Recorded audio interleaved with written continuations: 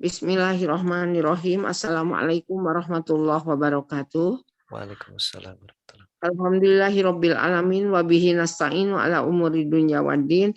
Asyhadu an la ilaha illallah wa asyhadu anna Muhammadan abduhu wa rasuluhu la nabiyya ba'dah. Rabbi shrahli sadri wa yassirli amri wahlul 'uqdatam min lisani yafqahu qawli. Sebelum mulai kita berdoa dulu. Hari ini adalah 100 harinya Kang Ipa, juga 100 hari dari Ibunda Ustadz Ali yang sekarang akan memberikan tausiah kepada kita.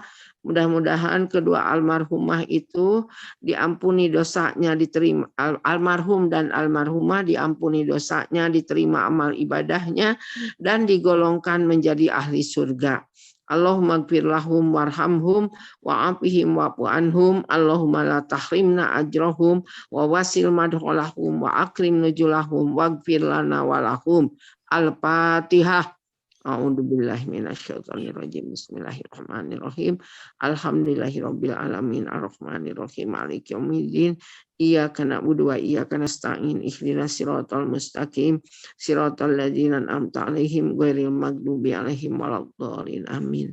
Semoga Allah mengabulkan doa kita. Alhamdulillah di rumahnya Kang Ipai tadi asar sudah dilaksanakan pengajian di sekitar tetangga, di situ dikumpulkan lalu membaca ayat-ayat suci Al-Quran bersama-sama. Alhamdulillah. Dalam kesempatan ini sebelum Kang Ali menyampaikan, karena sekarang pandemi di Bandung mulai lagi banyak di beberapa kecamatan, ya, tolong juga kepada para jemaah dimanapun berada, jangan mentang-mentang dulu sudah bebas dari pandemi padahal belum. Hati-hati, tetap kesehatan dijaga baik-baik, ya, kerumunan dijauhi. Makanya tetap pengajian masih dengan Zoom ini sama kita dengan memperdengarkan kalau kita bertatap muka. Bapak dan Ibu yang dimuliakan Allah, dengan adanya pandemi ini menjadi satu pelajaran buat kita, ibroh, bahwa kita disuruh tinggal di rumah, kita makin dekat dengan keluarga, kita bisa menggali Al-Quran dengan lebih seksama, itu diberi kesempatan mungkin oleh Allah supaya kita juga dijauhkan dari ya kumpul-kumpul dan sebagainya. Itu kadang-kadang kumpul-kumpul itu bukan ngajinya, banyaknya kumpulnya, akhirnya ataupun pamer pakaiannya, akhirnya jadi gibah, kan sayang waktu. Sekarang ini betul-betul sama Allah duduk di rumah, tinggal di rumah, ini ada pandemi, nah itu ikuti. Nah gimana Bu Empet, kan ingin ngaji di mana-mana pun, Zoom selalu ada, kita bisa mengikuti dengan Zoom ini. Sebab hadirnya kita mendengarkan Zoom ini, insya Allah Allah akan mengangkat derajat kita. Allah akan memberi rezeki kepada kita dengan mendengarkan, mencari ilmu ini, dan Allah juga akan memberikan barokah kepada kita. Maka semua yang akan kita kerjakan dalam syariah ibadah itu harus dengan ilmunya. Dengan adanya kita mendengarkan dan menggali dari ayat-ayat Quran dan Sunnah, kita akan menambah ilmu-ilmu untuk melaksanakan ibadah-ibadah syariah maupun muamalah. Sebab kalau tauhid itu harus sudah pasti bahwa itu kita mengesahkan Allah. Jangan digoncangkan lagi, karena bahwa dosa daripada syirik itu adalah tidak diampuni. Nah maka hati-hati dalam bertauhid, jangan apakan lagi harus mengesahkan Allah. Dan untuk muamalah dan syariah, kita cari ilmunya, yaitu di dalam Al-Quran, yang kita menghadiri dengan adanya Zoom ini. Sekian barangkali pengantar, mudah-mudahan Kang Ali nanti yang akan membeberkan dan akan mengkaji ayat-ayat Al-Quran, kita menyimaknya supaya kita malam ini juga mendapatkan ilmu-ilmu yang diperintahkan Allah. Dan apabila kita berpegang kepada Quran dan Sunnah Rasul, selamatlah hidup kita dunia dan akhirat. Billahi taufiq wal hidayah. Assalamualaikum warahmatullahi wabarakatuh. Terima kasih Kang Yodi yang telah membuka acara kita pada kesempatan yang baik ini, dan juga terima kasih kepada Ibu Pet yang telah memberikan wejangannya, dan juga terima kasih kepada Ibu Eli yang telah memfasilitasi kita semua sehingga teman-teman dari Tasik, dari Bandung, dari Jakarta ataupun dari mana saja, ya, tadi ada yang dari Bekasi juga, akhirnya bisa berkumpul bersama-sama untuk belajar dalam kajian kita. A'udzubillahi minasyaitonirrajim. Bismillahirrahmanirrahim. Assalamualaikum warahmatullahi wabarakatuh. Waalaikumsalam warahmatullahi wabarakatuh. Rabbi a'udzubika min hamazatis syayatin wa a'udzubika rabbi ayahdurun. Asyhadu an la ilaha illallah wa asyhadu anna Muhammadar Rasulullah. Allahumma sholli ala Muhammad wa ala ali Muhammad ya karim. Alhamdulillah wa syukurillah wa la ilaha illallah wa allahu akbar. La haula wa la quwata illa billah. Puji syukur hanya milik Allah.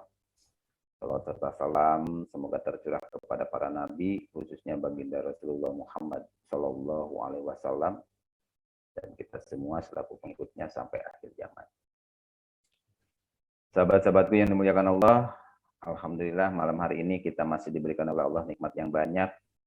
Kita masih terus diperjalankan untuk terus berproses meningkatkan keimanan dan ketakwaan kita kepada Allah.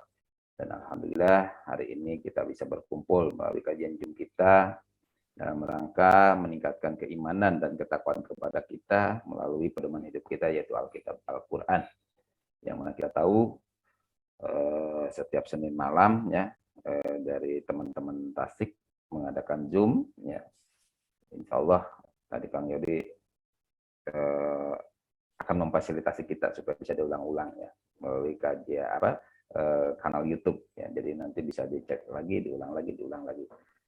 Baik, sahabatku yang dimuliakan Allah, sebagaimana tadi sudah disampaikan tema kita pada malam hari ini, yaitu kita akan belajar bersama-sama tentang sholat dalam kehidupan kita sehari-hari.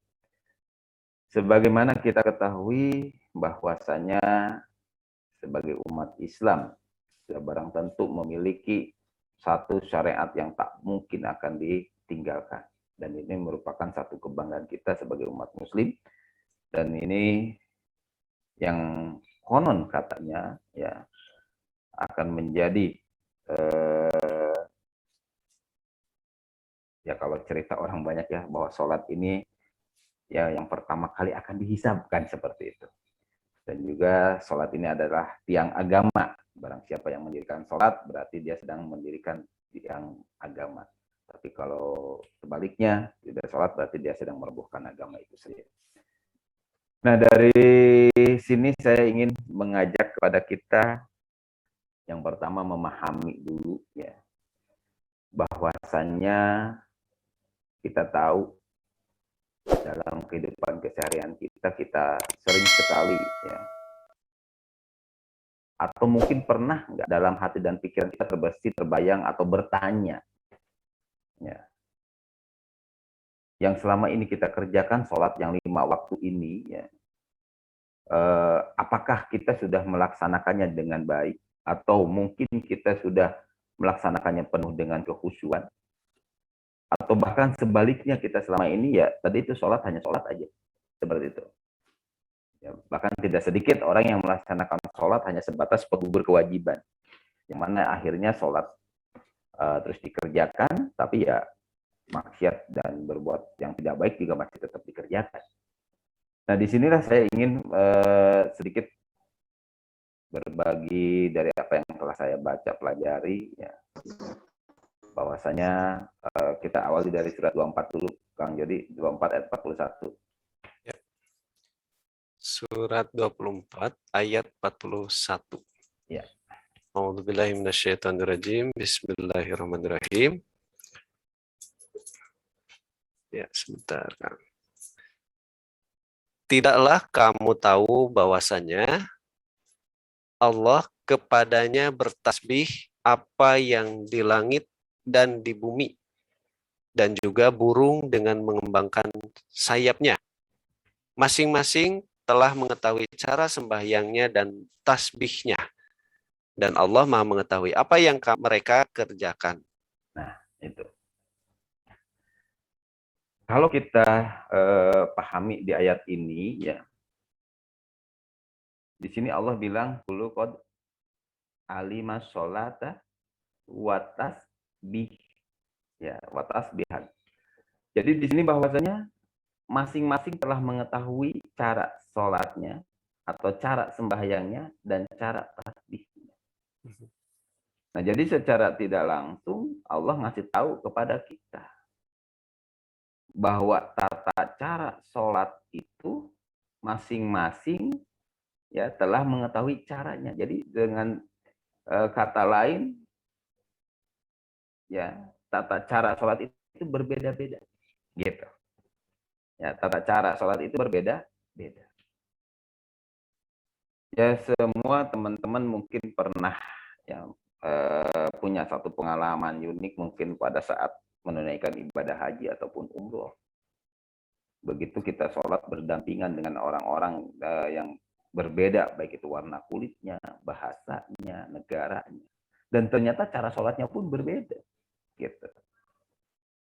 Nah, di sini saja sudah menunjukkan bahwa tata cara sholat itu ya sebagaimana tadi Allah katakan, ya masing-masing telah mengetahui caranya. Jadi kita tidak usah mempermasalahkan ya untuk syariat ya, terutama untuk syariat atau tata cara ini. Kenapa? Ya karena Allah sendiri sudah bilang seperti itu. Ya, tambah lagi surat 22 ayat 67 kan. Surat Al-Hajj ayat 67. 22 ayat 67. A'udzubillahi minasyaitonirrajim. Bismillahirrahmanirrahim. Likulli ummatin ja'alna mansakan hum nasiku fala yunazi'unnaka fil amr wad'u ila rabbika innaka la'ala hudam mustaqim. Bagi tiap-tiap umat telah kami tetapkan syariat tertentu yang mereka lakukan. Maka janganlah sekali-kali mereka membantah kamu dalam urusan syariat ini. Dan serulah kepada agama Tuhanmu. Sesungguhnya kamu benar-benar berada pada jalan yang lurus. Jadi Allah bilang di situ likuli ummatin ja'alna mansakan nasikuhu. Jadi bagi tiap umat telah diberikan syariat. Syariat itu apa? Tata caranya. Gitu. Keyakinannya. Nah, makanya di sini ya, tadi Allah udah bilang bahwa cara sholatnya berbeda-beda. Dikarenakan apa? Syariatnya atau keyakinannya pun berbeda-beda. Nah, berarti kalau kita memahami dari dua ayat ini, sempat terbesit dalam dalam hati dan pikiran saya, kalau demikian yang menciptakan tata cara sholat itu siapa? Karena kalau seumpamanya sumbernya satu, pasti akan sama semua. Gitu. Nah, cuma dalam prakteknya ternyata sesuai dengan firman Allah tadi, ternyata berbeda-beda walaupun satu agama. Gitu. Apalagi ditambah dengan agama-agama yang lain. Nah, makanya disinilah kita perlu memahami, ya, dan juga supaya nanti kita bisa praktekkan dalam kehidupan sehari-hari. Apa sih yang disebut sholat tersebut? Gitu. Nah, makanya secara menurut istilah, ya, para ahli fikih, ya, mengartikan bahwasanya sholat itu adalah rangkaian ucapan dan perbuatan yang diawali dengan takbir dan diakhiri dengan salam dengan syarat-syarat tertentu. Nah, pengertian ini mencakup seluruh gerakan sholat yang diawali dengan niat, ya, lalu takbiratul ihram, ya, terus baca surat Al-Fatihah, ruku, sujud, ya, dan terakhir salam. Seperti itu. Nah, dari sini kita bisa ambil pelajaran, ya, bahwasanya kalau boleh saya memberikan statement, berarti sholat ini kita perlu memahaminya. Ada sholat seperti yang tadi secara syariat, dan ada sholat yang secara hakikat. Gitu. Supaya apa? Supaya kita bisa menjalankan nanti kedua-duanya. Jadi jangan sampai kita hanya terjebak dari satu pendapat, ya, sehingga seolah-olah kita sudah benar, ternyata sholat kita celaka, kan seperti itu. Karena tidak sedikit banyak orang yang rajin sholat, tapi di mata Allah dia malah celaka. Nah makanya di sini kita juga harus memahami bahwasanya kalau kita lihat menurut dari tata bahasa Arab sendiri, ya, kata sholat itu merupakan kata serapan dari bahasa Arab, ya, dari kata as-sholat. Nah, kata ini merupakan turunan dari kata yusolli, kelihatan. Secara bahasa, kata sholat ini, ya, diartikan sebagai doa atau permohonan. Seperti itu. Nah, jadi kalau menurut ahli fikih secara syariat tadi seperti itu, ya. Lalu menurut tata bahasa Arab juga sholat itu artinya apa? Permohonan atau doa. Gitu. Nah, makanya sebagaimana ya kalau kita lihat di surat 9 ayat 103, di sini kata sholat diartikan dengan doa. Silakan dibuka surat 9 ayat 103. A'udzubillahi minasyaitonirrajim, surat 9 ayat 103. Khudz min amwalihim shadaqatan tutahhiruhum wa tuzakkihim biha wa shalli alaihim. Inna salataka sakanul lahum wallahu sami'un alim. Ambillah zakat dari sebagian harta mereka. Dengan zakat itu, kamu membersihkan dan mensucikan mereka. Dan mendoalah untuk mereka. Sesungguhnya doa kamu itu menjadi ketentraman jiwa bagi mereka. Nah, di sini ada kata wasoli sama inna sholah. Jadi ada dua kata. As-sholah diartikan sebagai apa? Doa. Gitu. Nah, berarti di sini secara bahasa Arab, sholat itu artinya apa? Permohonan atau doa. Gitu. Ya. Nah, makanya di sinilah kita harus bisa memahaminya. Jangan sampai kita selama ini sholat tapi tidak mengerti, tidak paham. Yang akhirnya dalam kehidupan sehari-hari kita bingung prakteknya sholat itu seperti apa. Karena yang selama ini kita yakini praktek sholat itu yang penting kita mengerjakan yang 5 waktu. Baru sebatas di situ. Ya. Jadi seolah-olah kalau kita sudah mengerjakan 5 waktu, udah beres mengerjakan kewajiban kepada Tuhan. Padahal belum, kan gitu. Nah, makanya disinilah Allah kasih tahu kepada kita, gitu kan? Nah, lalu dalam sebuah hadis dikatakan, ya, inna ahadakum idza shalah yunajiru rabbahu. Yang artinya sesungguhnya apabila salah seorang di antara kalian menunaikan sholat, maka dia sedang bermunajat atau berbisik kepada Robnya. Nah, ini hadis riwayat Bukhari. Nah, jadi dari hadis riwayat Bukhari ini dikatakan bahwa sholat itu, ya, adalah munajat, ya, atau berbisik, ya, berdoa tadi, meminta, memohon kepada Allah. Dan kalau kita pahami juga secara bacaan di dalam sholat itu semuanya hampir semuanya isinya apa? Doa. Dari mulai doa iftitah, doa i'tidal, doa di antara dua sujud, ya, semuanya doa sampai tahiyat awal, tahiyat akhir. Semuanya isinya doa. Seperti itu. Nah, jadi kalau kita tidak memahami, ya, sholat secara istilah ataupun secara bahasa, yang akhirnya selama ini kita sholat mengikuti yang mana, gitu. Karena ya banyak sekali orang, ya, yang beranggapan, oh kalau saya udah sholat udah beres urusan. Betul. Urusan apa? Urusan yang 5 waktu udah beres. Tapi urusan sama Tuhan ya belum beres, gitu. Masih banyak tugas-tugas yang lain yang harus kita kerjakan. Intinya seperti itu. Nah, makanya di sini, ya, secara umum sholat itu terbagi menjadi 2, ya. Nah, kalau yang sholat secara syariat, ya. Jadi secara umumnya terbagi menjadi 2, ada sholat fardu atau sholat wajib dan juga ada sholat sunnah. Nah, sebagaimana kita tahu kalau fardu artinya apa? Wajib artinya kalau dikerjakan dapat pahala, ditinggalkan dosa, kan gitu. Nah, kalau sunnah dikerjakan dapat pahala, ditinggalkan tidak ada dosa. Nah, di sini ya, sholat yang selama ini kita kerjakan ya sampai dibela-belain, mohon maaf, harus tepat waktu, gitu kan? Ditambah lagi berjamaah. Kenapa? Karena yang dikejar nilai apanya? Pahala. Pokoknya kalau kita sholat berjamaah, pahalanya lebih baik atau lebih besar. Betul. Kalau kita sholat tepat waktu juga sama. Ya. Nah sekarang mindset tadi kita tambah. Jangan sampai yang akhirnya ya kita terjebak oleh sistem yang dibuat diri kita sendiri. Kasihan kalau orang yang profesinya ya yang berhubungan seumpamanya dengan tanggap darurat ya seperti halnya dokter dan sebagainya. Di saat sedang operasi atau membedah pasien ada suara adzan harus sholat tepat waktu. Kalau ditinggalin tuh pasien sedang dioperasi gimana nantinya kan gitu. Nah makanya disinilah kita harus bisa memahaminya.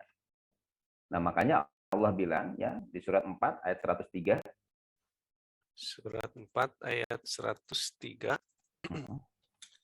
A'udzubillahi minasyaitonirrajim. Bismillahirrahmanirrahim.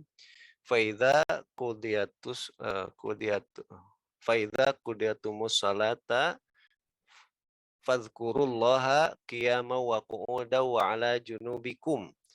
Maka apabila kamu telah menyelesaikan sholatmu, ingatlah Allah di waktu berdiri, di waktu duduk, dan di waktu berbaring. Kemudian apabila kamu telah merasa aman, maka dirikanlah sholat itu sebagaimana biasa. Sesungguhnya sholat itu adalah kewajiban yang ditentukan waktunya atas orang-orang yang beriman. Nah, itu.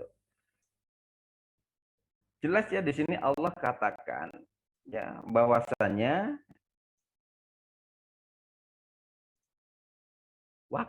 waktu sholat itu sudah ditentukan. Intinya gitu. Nah, jadi apabila kamu telah menyelesaikan sholatmu, berarti sholat yang mana nih yang udah diselesaikan? Yang 5 waktu seumpamanya. Suruh ngapain? Ingatlah Allah di waktu berdiri, di waktu duduk, dan di waktu berbaring. Karena tadi sholat itu adalah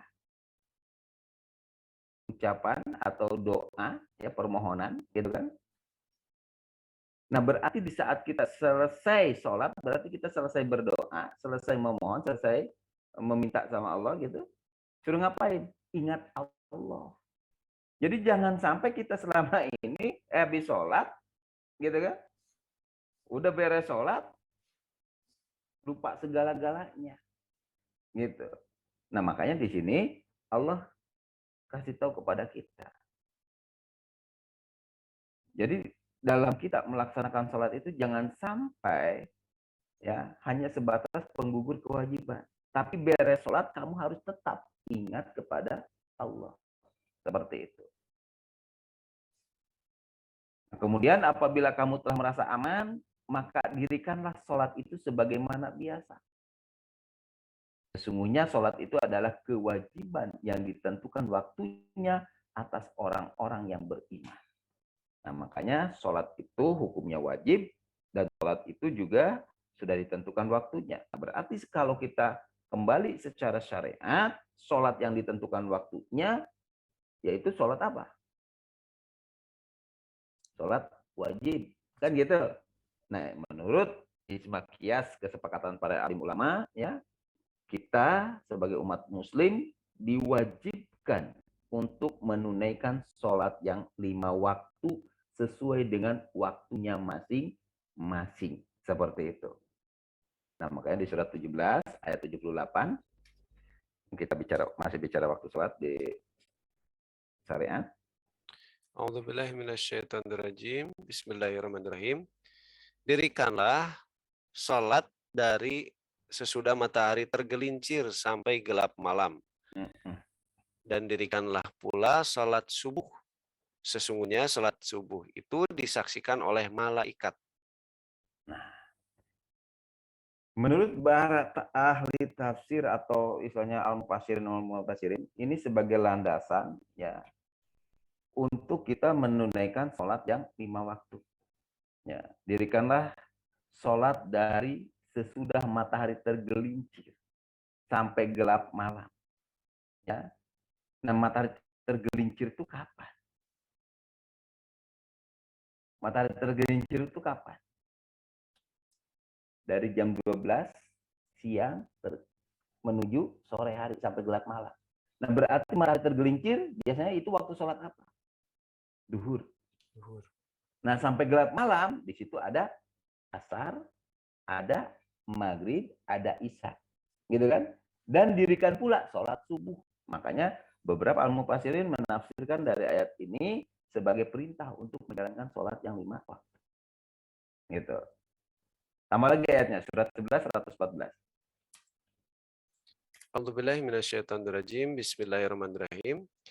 Dan dirikanlah sembahyang itu pada kedua tepi siang atau pagi dan petang, dan pada bagian permulaan daripada malam. Sesungguhnya perbuatan-perbuatan yang baik itu menghapuskan dosa perbuatan-perbuatan yang buruk. Itulah peringatan bagi orang-orang yang ingat. Nah, itu. Dirikanlah sembahyang itu pada kedua tepi siang. Nah, jadi yang namanya siang hari ada tepinya. Tepinya mana? Pagi sama petang. Nah, makanya pagi tadi sholat subuh, siangnya sholat duhur, petangnya sholat asar, ya, dan pada bagian permulaan malam ada maghrib dan isya. Gitu. Nah, di sini ya waktu-waktu sholat tersebut yang akhirnya dijadikan satu keyakinan dan menjadi kewajiban bagi kita sebagai umat Islam. Bahwa Allah perintahkan kepada kita untuk secara syariat mengerjakan sholat yang 5 waktu. Seperti itu. Nah, itu kalau secara syariat kita bicara sholat wajib. Nah, kalau bicara sholat sunnah, ya tadi itu yang namanya sunnah, dikerjakan dapat pahala, nggak dikerjakan tidak ada masalah. Tapi kadang ada orang ya yang kekeh ya akhirnya menjadikan sholat sunnah itu hampir sama dengan sholat wajib. Tapi ya silakan saja. Gitu. Nah, makanya kalau untuk masalah sunnah, saya kembalikan kepada keyakinannya masing-masing. Mau dikerjakan atau tidaknya itu tergantung kitanya. Situasi kondisi kitanya memungkinkan atau tidak, silahkan kerjakan. Gitu. Bahkan kalau sholat wajibnya, seandainya kita lupa, ya, seandainya kita lupa nih, ketiduran, akhirnya apa? Kebablasan waktu sholatnya, sampai dibela-belain dengan adanya apa? Kodok. Ya. Apa itu kodok? Ya, kodok itu artinya mengganti. Ya, yaitu menurut istilah kodok itu berarti mengerjakan sholat di luar waktu yang disyariatkan. Akibat dari tadi lupa atau ketiduran, gitu. Ya, nah makanya boleh kita mengkodok sholat di saat kita lupa ataupun ketiduran yang akhirnya lewat dari batas waktunya. Tapi kita kerjakan di waktu yang lain, bisa disebut dinamakan dengan kodok. Gitu. Nah, selain kodok juga kadang kita seumpamanya dalam perjalanan, ya, dalam perjalanan atau dalam keadaan sedang musafir, gitu. Nah, Allah kasih keringanan kepada kita, ya, supaya kita tidak tertinggal melaksanakan sholat yang wajib tadi. Di surat 2 ayat 239 Allah ingatkan kepada kita. Silakan buka surat 2 ayat 239. A'udzubillahiminasyaitonirrajim. Bismillahirrahmanirrahim. Jika kamu dalam keadaan takut atau bahaya, maka sholatlah sambil berjalan atau berkendaraan. Kemudian apabila kamu telah aman, maka sebutlah Allah atau salatlah sebagaimana Allah telah mengajarkan pada kamu apa yang belum kamu ketahui. Nah, ini. Jadi di sini Allah kasih kemudahan, ya. Jadi secara syariat kalau kita ambil pelajaran dari ayat ini, ya, kita boleh ya sholat sambil berjalan atau dalam kendaraan. Gitu. Tapi jika kita merasa aman, maksudnya apa ya? Tadi itu tidak terbebani atau ini ada tempat yang memungkinkan, ya silahkan kamu sholat sebagaimana biasa gitu. Tapi kalau urgent nggak memungkinkan, ya sudah sholat aja dalam perjalanan atau sambil berkendara. Gitu. Nah makanya di kita ya di Islam diajarkan jika kita dalam kendaraan atau dalam sedang perjalanan, makanya ada yang disebut sholat jamak, ada yang disebut sholat qashar, ya, ada yang disebut sholat jamak qashar, gitu kan? Dan tadi ada juga yang disebut sholat qadha. Nah kita harus bisa secara syariat kita bisa mempraktekkan ini semua dalam kehidupan kita, ya. Supaya apa? Supaya kita tidak tinggal sholat, gitu. Nah, kalau yang disebut sholat jamaah, yaitu menggabungkan dua waktu sholat yang jaraknya berdekatan untuk dikerjakan pada salah satu waktunya dengan jumlah rakaat yang tetap. Nah, semuanya kita jamaah itu kan ada takdim, ada takhir. Nah, kalau jamaah takdim berarti menariknya ke waktu yang awal. Kayak contoh asar, kita kerjakan di waktu duhur. Ya. Nah, itu disebut jamaah takdim. Nah, kalau seumpamanya duhur ditarik ke waktu asar disebut jamaah takhir. Nah, bedanya apa dengan qashar? Kalau jamaah ya kita tetap melaksanakannya 4 rakaat, 4 rakaat. Nah, kalau qashar artinya meringkas ya. Meringkas apa? Jumlah rakaat yang tadinya 4 rakaat jadi 2 rakaat. Dan yang boleh diqashar hanya sholat yang jumlahnya 4 rakaat seperti duhur, asar, dan isya. Ya, kalau maghrib sama subuh nggak bisa diqashar. Ya, kalau diqashar dibagi dua nanti repot sendiri. Maghrib 3 rakaat diqashar jadi 1,5 karena puyeng nanti. Gitu. Ya, atau sholat subuh ya diqashar biasanya 2 jadi 1. Ngaco lah intinya seperti itu. Nah, jadi kalau jadi jamaah dengan qashar kita bisa bedakan dan itu sebagai fasilitas dari Allah. Karena apa? Karena tadi ya kita sedang dalam perjalanan atau kita sedang merasa tidak aman, ya maka Allah kasih fasilitas tersebut. Ya, surat 4 ayat 101. Surat 4 ayat 101. 101. A'udzubillahi minasyaitonirrajim. Bismillahirrahmanirrahim. Dan apabila kamu bepergian di muka bumi, maka tidaklah mengapa kamu mengqashar sembahyangmu. Jika kamu takut diserang orang-orang kafir, sesungguhnya orang-orang kafir itu adalah musuh yang nyata bagimu. Nah, apabila kamu bepergian di muka bumi, maka tidaklah mengapa kamu mengqashar sembahyangmu. Maksudnya apa? Meringkas jumlah rakaatnya. Ya. Umpamanya duhur yang harusnya 4 jadi 2. Asar yang harusnya 4 jadi 2, gitu. Nah, lalu selain jamaah qashar ada juga yang disebut jamak qashar. Apa itu jamak qashar? Menggabungkan dua waktu sholat dengan mengurangi jumlah rakaatnya, ya.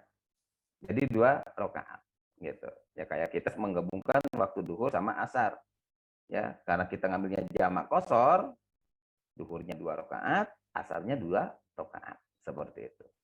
Lalu kita menggabungkan maghrib sama isya.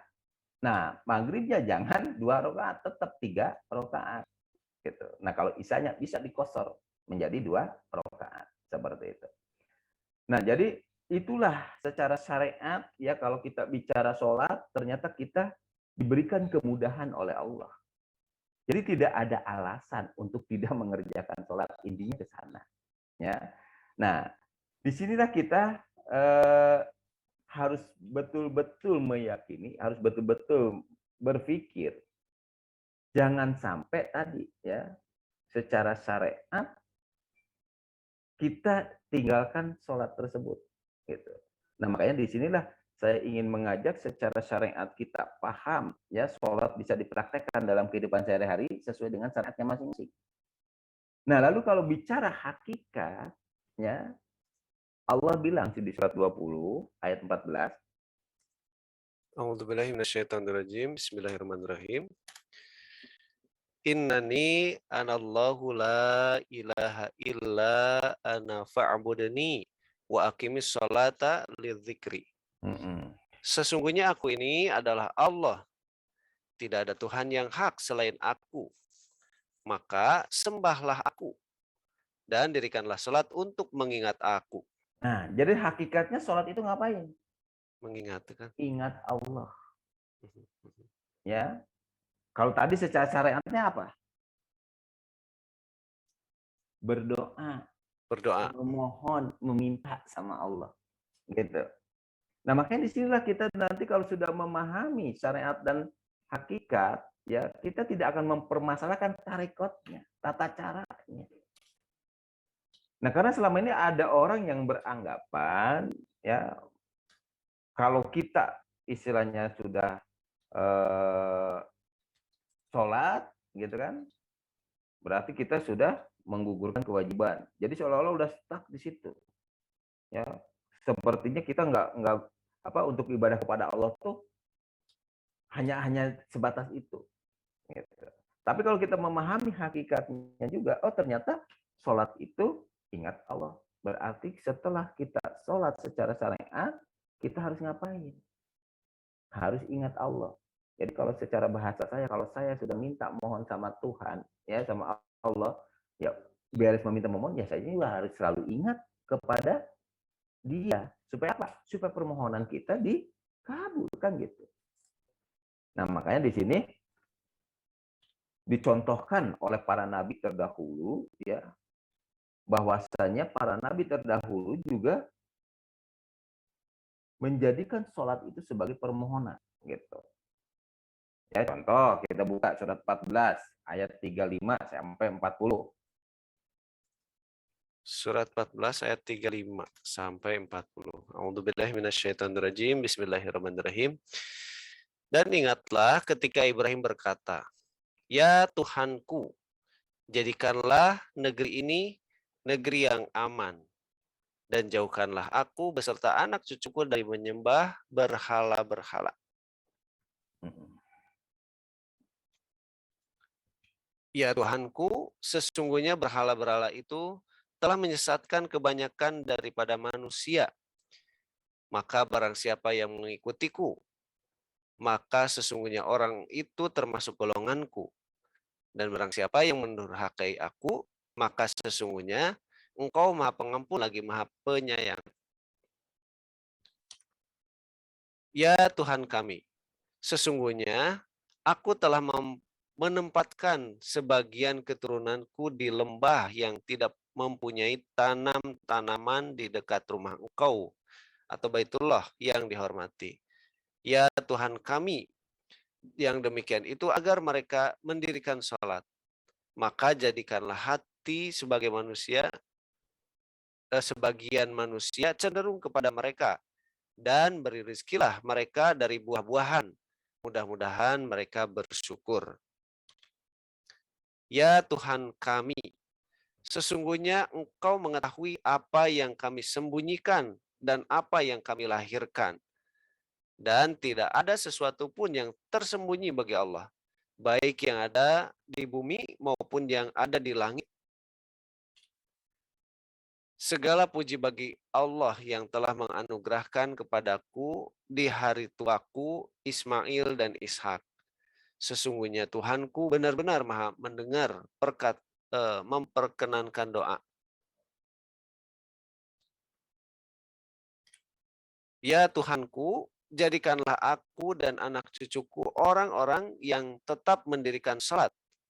Ya Tuhan kami, perkenankanlah doaku. Nah, ini yang berdoa siapa? Nabi Ibrahim ya? Nabi Ibrahim. Jadi kalau kita bicara sholat,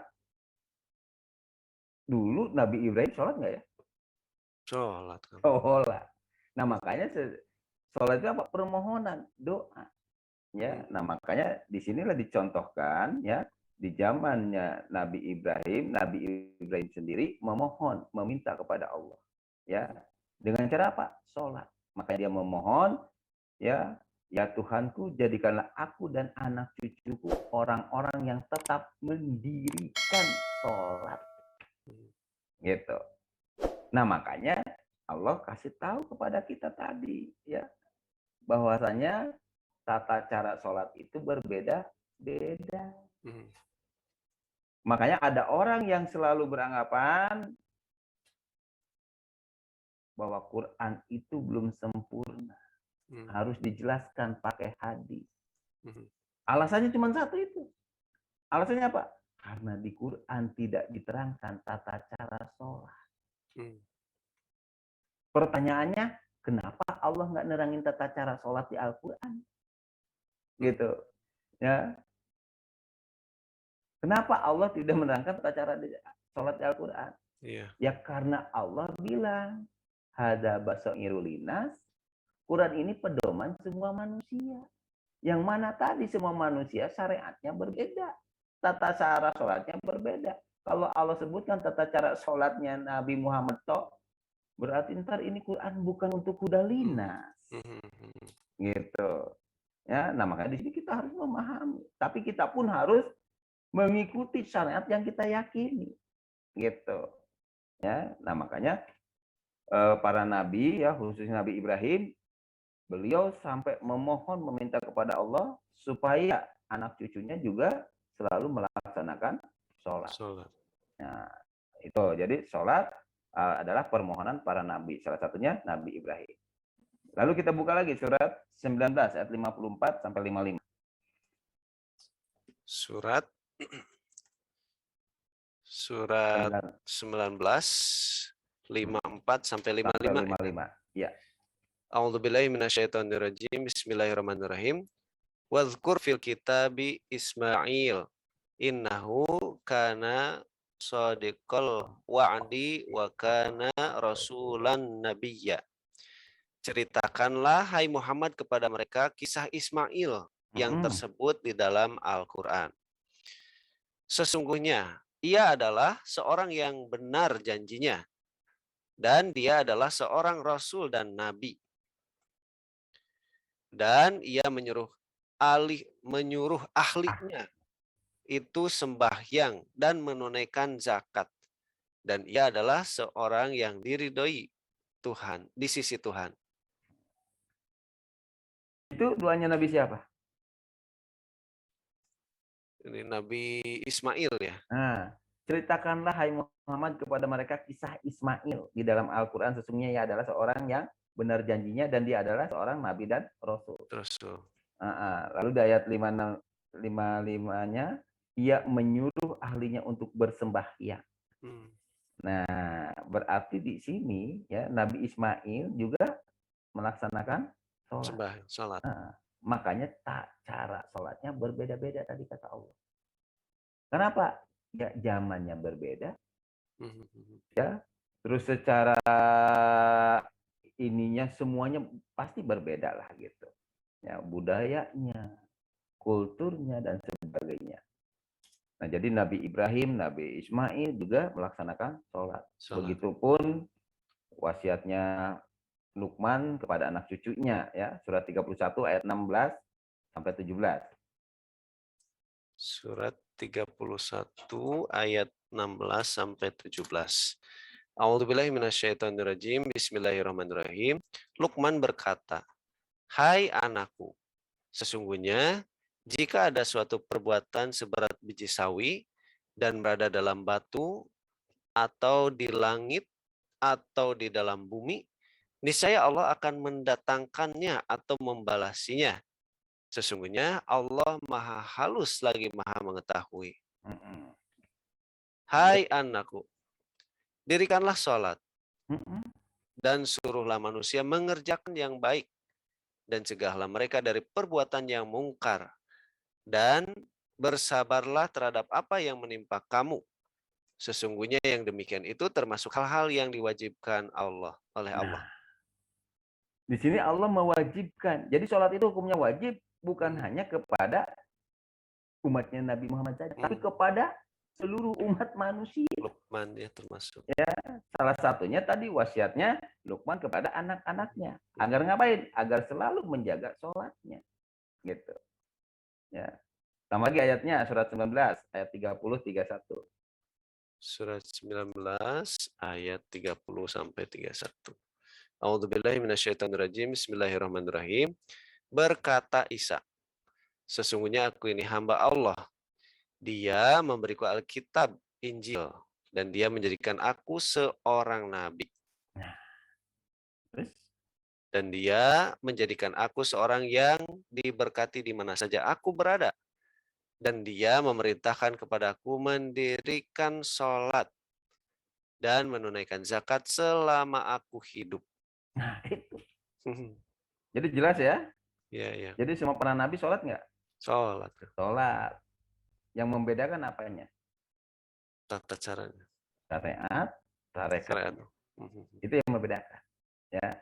Nah, makanya di sini ya di surat 98 ayat 1 sampai 5 kita buka 98 1 sampai 5. A'udzubillahi minasyaitonirrajim. Bismillahirrahmanirrahim. Orang-orang kafir, yakni ahli kitab dan orang-orang musyrik, mengatakan bahwa mereka tidak akan meninggalkan agamanya sebelum datang kepada mereka bukti yang nyata, yaitu seorang Rasul dari Allah atau Muhammad yang membacakan lembaran-lembaran yang disucikan atau Al-Quran.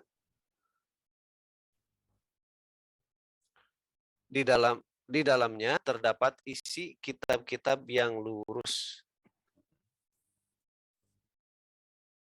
Dan tidaklah berpecah belah orang-orang yang didatangkan Alkitab kepada mereka, melainkan sesudah datang kepada mereka bukti yang nyata.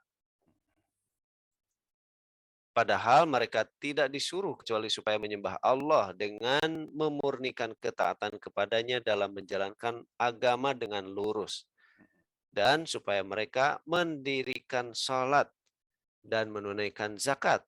Dan yang demikian itulah agama yang lurus. Nah, jadi bagi orang yang sedang mendirikan agama dengan lurus, ya, di situ Allah ingatkan agar supaya ngapain? Mendirikan sholat. Mendirikan sholat dan menunaikan zakat. Nah, kalau tadi ya, yang Luqman supaya ngapain? Mendirikan sholat dan berbuat kebaikan. Nah, jadi kalau seumpamanya ada orang yang sedang mendirikan sholat, ya berarti dia cukup hanya sebatas melaksanakan kewajiban yang 5 waktu saja? Belum. Nah, makanya kembali lagi secara hakikat, ya tadi surat 14 bahwasanya innani anallah la ilaha illa ana fa'budni wa aqimis sholata lidzikri. Sesungguhnya aku ini adalah Allah, tidak ada Tuhan yang hak selain aku, maka dirikanlah sholat untuk mengingatku. Nah, berarti sholat itu sebagai sarana untuk apa? Mengingat Allah. Nah, berarti di saat secara syariat kita melaksanakan yang 5 waktu, subuh, duhur, asar, maghrib, isya, ya, lalu ditambah lagi dengan yang sunnah-sunnahnya, ya, baik sholat sunnah rawatib, ya, qobliyah, ba'diyah, ataupun sholat sunnah yang lain, baik itu tahajud, sholat hajat, sholat duha, ya, atau sholat sunnah yang lain dikerjakan. Tapi tidak dibarengi dengan mengeluarkan zakat, tidak dibarengi dengan berbuat kebaikan. Nah, berarti sholatnya ingat siapa? Gitu. Ya, sholatnya ingat siapa? Nah, makanya Allah ingatkan di surat 8 ayat 35. Ya, surat 8 ayat 35. A'udzubillahi minasyaitonirrajim. Bismillahirrahmanirrahim. Salat mereka di sekitar Baitullah itu lain tidak hanyalah siulan dan tepukan tangan. Maka rasakanlah azab disebabkan kekafiranmu itu. Nah, jadi Allah ingatkan buat mereka yang seperti tadi itu, ya, sholatnya rajin, tepat waktu, berjamaah, tapi ya dia tidak ingat Allah, ya, karena dia tidak berbuat baik, tidak menunaikan zakat di saat mendapatkan hasil, ya, maka di mata Allah sholatnya hanya sebatas apa? Siulan dan tepuk tangan. Ya, siulan itu berarti ada suara, tepuk tangan ada suara. Ya. tapi hanya sebatas itu. Maksudnya apa? Kalau suara berarti ada yang keluar dari mulut. Karena tadi sholat itu apa? Permohonan, doa. Ngomong nggak mulut kita? Ngomong. Ya. Tapi prakteknya udah ngomong nggak ingat Allah gitu. Buktinya apa? Masa ada orang habis sholat bikin macet jalanan, merusak, ya, mencela orang, memprovokasi, menebar kebencian. Lah kalau yang seperti itu ingat siapa sholatnya? Ya, makanya secara syariatnya dia mungkin menurut dia sudah betul. Karena apa? Yang tadi itu mulai dari niat, takbiratul ihram, ya, secara rukun sholatnya dikerjakan sampai salam beres. Udah taunya di situ. Seolah-olah udah benar, udah menghadap Tuhan. Tapi beres itu bikin macet jalanan, mencela, memprovokasi, menebar kebencian. Terus kalau seperti itu dia ingat siapa gitu. Nah, makanya Allah ingatkan ya surah 3 ayat 190 sampai 191. A'udzubillahi minasyaitonirrajim. Bismillahirrahmanirrahim. Surat 3 Al Imran ayat 190 sampai 191.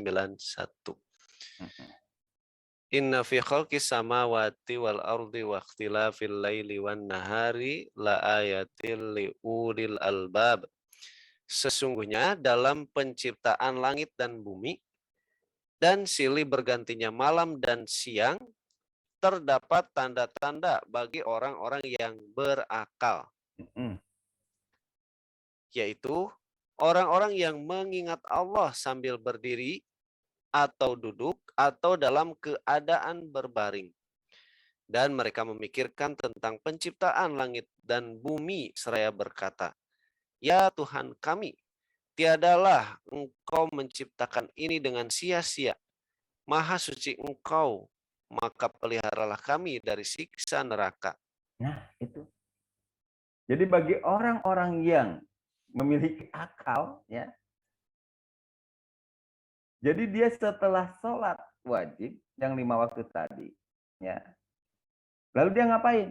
Mengingat Allah. Kapan? Berdiri, duduk, dan berbaring. Kenapa berdiri, duduk, dan berbaring? Karena aktivitas manusia, kalau tidak berdiri, ya duduk. Kalau nggak duduk, ya berbaring.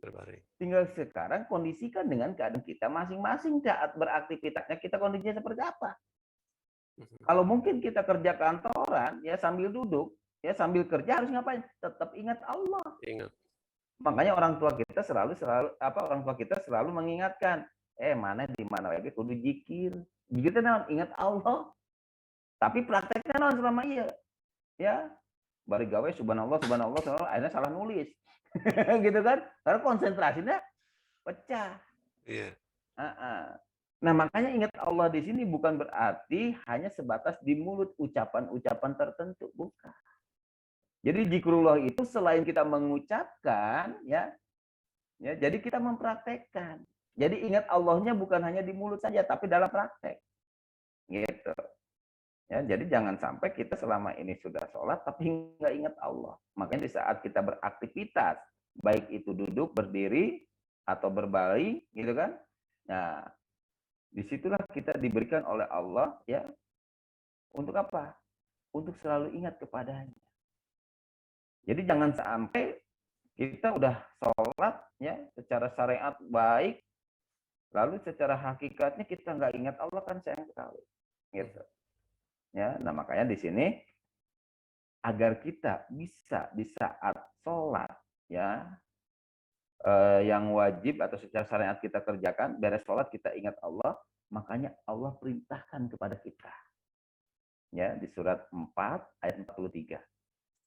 A'udzubillahi minasyaitonirrajim. Bismillahirrahmanirrahim. Surat 4 ayat 43.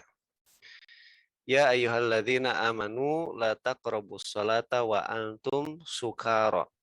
Hai orang-orang yang beriman, janganlah kamu sholat sedang kamu dalam keadaan mabuk, sehingga kamu mengerti apa yang kamu ucapkan.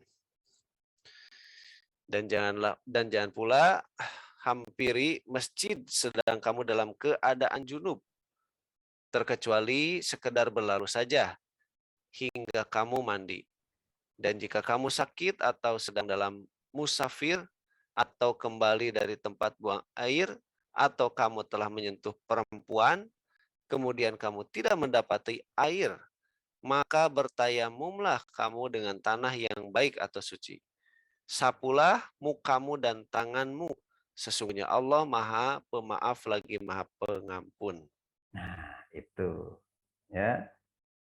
Jadi Allah ingatkan ya kepada orang-orang yang beriman, jangan kamu sholat. Loh kok sholat nggak boleh? Nah, kenapa? Karena kamu sedang dalam keadaan mabuk.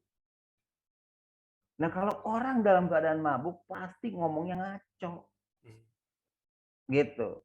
Maksud ngaco di sini apa? Dia nggak ngerti, nggak paham apa yang dia ucapkan. Kenapa? Karena mabuk tadi.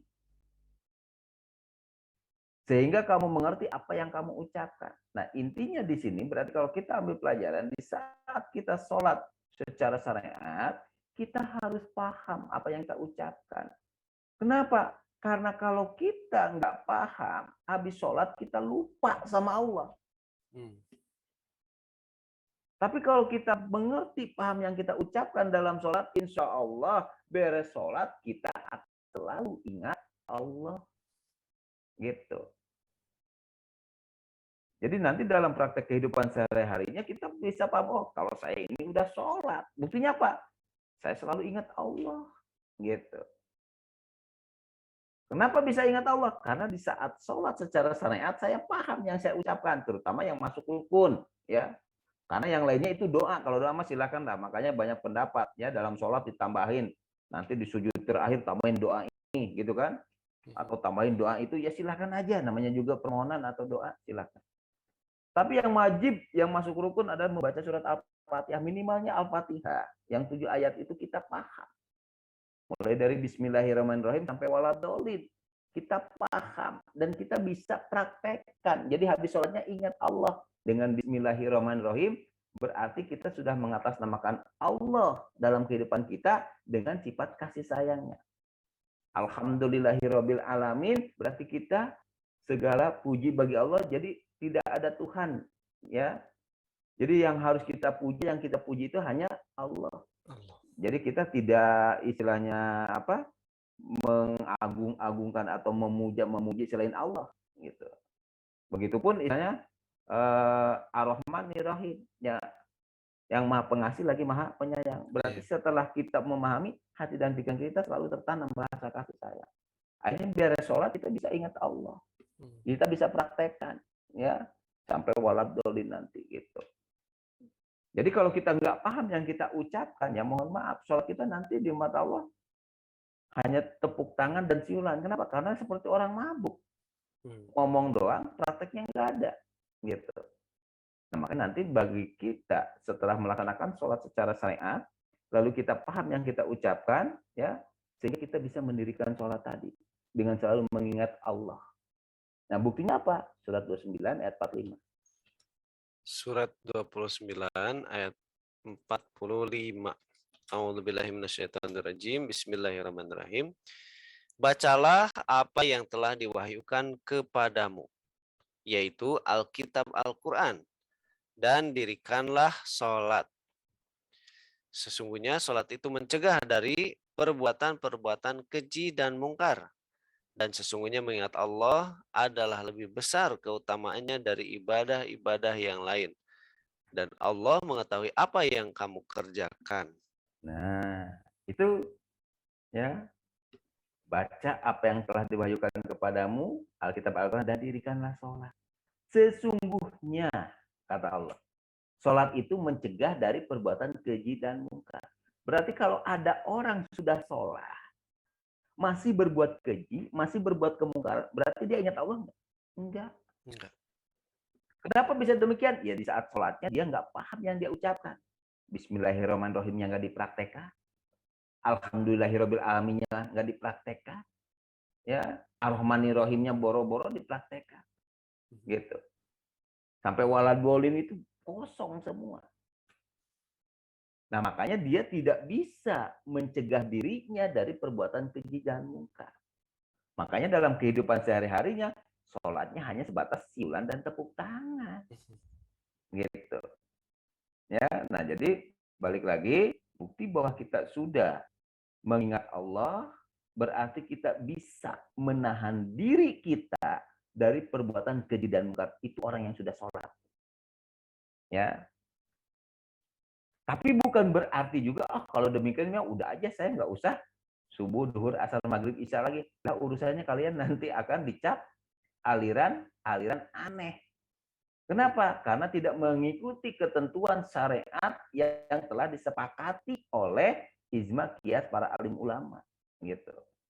Bahkan ada sebagian yang akhirnya menyamakan, oh sholat itu sama dengan berbuat baik. Oh sholat itu sama dengan zakat. Oh sholat itu sama dengan, ya silakan. Ya. Nah maka di surat 9 ayat 54 Allah ingatkan kepada kita. Surat 9 ayat 54. 4. A'udzubillahi minasyaitonirrajim. Dan tidak ada yang menghalangi mereka untuk diterima dari mereka nafkah-nafkahnya, melainkan karena mereka kafir kepada Allah dan Rasul-Nya. Dan mereka tidak mengerjakan sembahyang, melainkan dengan malas. Nah, terus? Dan tidak pula menafkahkan harta mereka, melainkan dengan rasa enggan. Nah ini jelas. Intinya apa? Allah ingatkan agar kita selalu melaksanakan syariat dan hakikatnya sesuai dengan tarekatnya masing-masing. Silakan. Jadi jangan sampai yang akhirnya tadi kita karena ingin yang gampang aja udah ambil pokoknya aja deh. Ngapain kita ritual? Udah aja jadi orang baik. Ya punya duit sedekah beres. Ya silakan. Tapi ingat kata Allah tadi, ya. Jadi tidak akan diterima nafkah. Nafkah itu apa? Yang dikeluarkan di jalan Allah, nafkah, infak, ya. Tidak akan diterima. Kenapa? Karena 3 hal tadi. Yang pertama tadi apa, Kang Yodi? Kabur ditutup Qur'an. Bentar. Nah, itu ya. Tidak akan diterima nafkah mereka. Yang pertama karena apa? Kafir. Kafir apa? Selalu mengingkari ya aturan-aturan Allah dan Rasul-Nya. Yang kedua, tidak mengerjakan sembahyang. Sembahyang yang mana di sini? Secara ritual. Karena kalau dianggap tadi sembahyang secara ritual sama dengan berbuat baik atau sama dengan zakat, infak, sedekah, nah ini ayatnya jelas beda. Melainkan dengan malas dan tidak pula menafkahkan harta mereka, melainkan dengan rasa enggan. Nah berarti di sini syariat dan hakikat harus kita kerjakan. Intinya seperti itu. Ya, karena apa? Ya karena salah sendiri kita mengikuti syariat agama Islam. Nah, karena apa? Setiap agama untuk syariat berbeda-beda. Ya, syariatnya umat Islam dengan Kristen beda, tapi ada umat Islam dengan umat Islam syariatnya berbeda-beda, kan lucu. Gitu. Nah, makanya di sini kalau untuk tata cara ya, tarekatnya ya cara sholat pun banyak perbedaan. Ada yang telunjuknya diem, ada yang gerak-gerak, ada yang takbirnya hanya sebatas bahu, ada yang sebatas kuping, bahkan ada yang di atas kepala. Nah, itu tata caranya beda-beda. Silakan. Ya, jadi nggak usah jadi permasalahan. Yang penting buat kita memahami syariat, kita memahami hakikat, terapkan dalam kehidupan sehari-hari kita. Jadi jangan sampai kita memahami sholat itu hanya sebatas hablum minallah. Kenapa? Karena sholat itu cerminan dari sikap, sifat, perilaku kita. Jadi orang yang sudah mendirikan sholat, udah otomatis dia bisa menahan dirinya dari perbuatan keji dan munkar. Sehingga di dalam hati dan pikirannya akan tertanam selalu kasih sayang. Gitu. Dan dia tidak berani untuk mengingkari aturan-aturan Allah dan Rasul-Nya. Nah, maka balik lagi ya, bahwasanya sholat itu adalah mengingat Allah. Ya. Lalu kalau kita sudah ingat Allah, berarti setelah kita bersyariat, ingat Allahnya terus berlanjut. Ya, di saat kita berdiri, duduk, dan berbaring. Buktinya ingat Allah ngapain? Tadi kita bisa mengendalikan emosi, bisa mengendalikan diri dari sikap, sifat, perilaku, ucapan, perkataan yang tidak baik. Itu mencerminkan orang yang sudah sholat. Gitu. Nah, sehingga nanti di saat kita bertemu dengan orang-orang yang mengatasnamakan agama, sholatnya rajin, berjamaah, bergelombol juga, tapi beres sholat bikin macet jalan. Nah, berarti aplikasi ya penerapan sholat dalam kehidupan sehari-harinya masih jauh. Gitu. Nah, makanya di sini kita betul-betul harus bisa memahami. Kalau kita udah paham sampai ke situ, ya surat 13 ayat 28, ini ya kata Allah. Surat 13 ayat 28. A'udzubillahi minasyaitonirrajim. Bismillahirrahmanirrahim. Yaitu orang-orang yang beriman dan hati mereka menjadi tentram dengan mengingat Allah. Ingatlah, hanya dengan mengingati Allah lah hati menjadi tentram. Nah, sekarang ada nggak orang yang sudah sholat yang 5 waktu hatinya tentram? Ada. Jadi ada orang yang, aduh saya mah kalau sedang sholat tuh terasa nyaman gitu. Tapi sholat pusing lagi. Nah, berarti tentramnya di mana gitu. Dia Nah, sholat. makanya disinilah kita harus bisa paham ya. Dengan mengingat Allah hati menjadi tentram. Nah, mengingat Allah tuh mengingat yang mananya supaya hatinya tentram tadi gitu. Ya, jadi jangan sampai yang akhirnya tadi itu ya sholat 5 waktu rajin, wah nyaman, enak, tentram. Beres sholat masalah nggak beres-beres juga. Nah, berarti belum ingat Allah kalau seperti itu. Ya, kalau orang yang sudah ingat Allah, ya insya Allah hati dan pikirannya akan tentram. Makanya dengan mengingat Allah lah hati akan menjadi tentram. Nah, berarti mengingat Allahnya yang mana nih supaya hatinya tentram. Ya, jadi jangan sampai tadi ada orang yang udah sholat, wah nyaman, enak, tentrem gitu. Tapi beres sholat pusing lagi. Pusing lagi kan. Tapi ini Allah bilang dengan mengingat Allah hati menjadi tentram. Jadi ingat Allahnya apakah hanya pas saat sholat saja? Tidak. Berarti beres sholat harus selalu ingat Allah juga. Ingat juga. Nah, agar ingat Allah itunya, ya. Jadi yang diingatnya apa? Kira-kira apa Mas Yodi? Apa tuh Kang? Mau nanya sama Mas Yodi. Menurut Ali apa Kang? Ya, makanya di saat kita sudah sholat nih, ya, sudah nih kan tadi secara syariat sholat itu permohonan atau doa, kan gitu, ya. Di saat kita memohon, meminta sama Allah, saat sholat kan isinya doa semua tuh, hatinya tentrem. Kenapa? Karena udah curhat, udah minta sama yang kuasa. Tapi beres sholat, kambuh lagi. Nggak tentrem, pusing lagi. Aduh, gimana ini mikirin anak sekolah ini. Nah, kalau seperti itu berarti dia ingat siapa? Ingat Allah enggak? Enggak kan? Nah, kata Allah tadi, ingatlah hanya dengan mengingat Allah lah hati akan menjadi tentram. Nah, berarti ingat Allahnya nukumaha supaya hatinya tentram. Nukumaha kan. Nanya dulu Mas Jadi. Aduh. Nah itu, makanya disinilah kita harus benar-benar memahami, ya. Logikanya gini, saat kita ingat Allah, ya, atau pertanyaan gini, kenapa kita harus ingat Allah? Supaya tentram. Kenapa? Itu endingnya kan tentram. Iya. Nah, so kita buka dulu surat 2 152. Surat 2 152. A'udzubillahi minasyaitonirrajim. Bismillahirrahmanirrahim. Karena itu, ingatlah kamu kepadaku.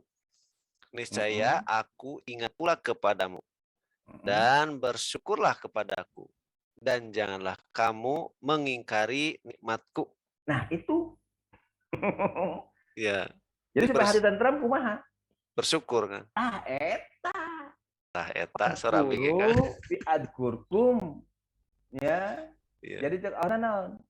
Karena itu ingatlah kamu kepadaku, niscaya aku akan ingat kepadamu. Nah, di situ ada lanjutan, ada waw atau waskuru. Waskuru itu apa? Bersyukur. Dan bersyukurlah gitu ya.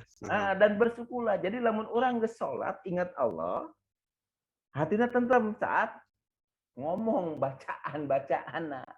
seolah-olah geus keluar lah gitu. Tapi beres sholat pusing deui karena minta dibarengi ingat Allah deui. Nah, makanya habis sholat kata Allah ngapain di situ? Waskuru. Bersyukurlah kepadaku Iya, dan iya. janganlah kamu mengingkari nikmatku.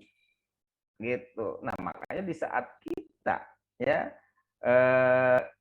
mengingat Allah, ya berarti mengingat Allah itu dengan cara bagaimana? Bersyukur. Bersyukur. Gitu, ya. Nah, makanya eh, balik deh tadinya bahwa secara hakikat sholat itu adalah mengingat Allah.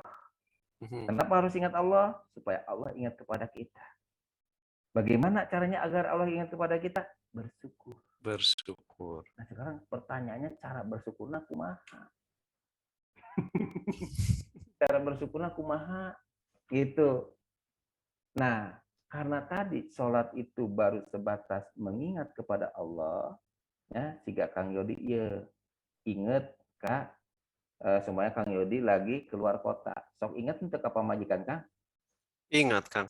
Ah, sumpah mana ingat ke pamajikan, kira-kira hari tak pamajikan ingat nih ke Kang Yodi. Belum tentu ya. Aduh, teuing. Kan Belum gitu. tentu kan. Belum tentu kan gitu.